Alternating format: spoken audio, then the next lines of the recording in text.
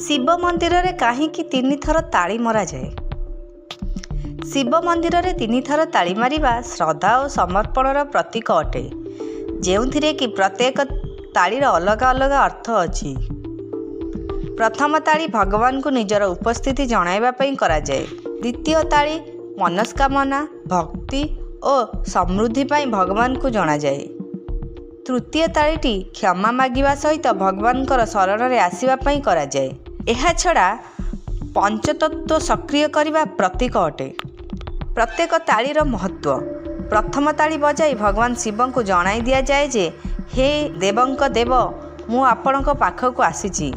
अन्य अर्थरे कहिले उपस्थिति दर्शाई थाए। द्वितीय ताली माध्यम रे भगवान शिव को भक्त निजर मनस्कामना विषय जणाई थाए। निजर सुख दुख मध्य जणाई थाए।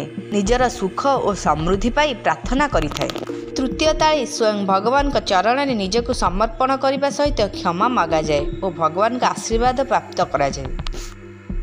पंचतत्वर उदाहरण आउ मध्य मना जाए कि ताली बजाइबा द्वारा मनुष्य शरीर और ब्रह्मांडर 5 तत्व यथा पृथ्वी, जल, अग्नि, वायु और आकाश सक्रिय हो जाए, जेउथिरे आध्यात्मिक उन्नति होइथाए। धार्मिक कथा। पौराणिक कथा अनुसार प्रभु श्रीराम और रावण भगवान शिव को प्रसन्न करने 3 थर ताली मारिथिले।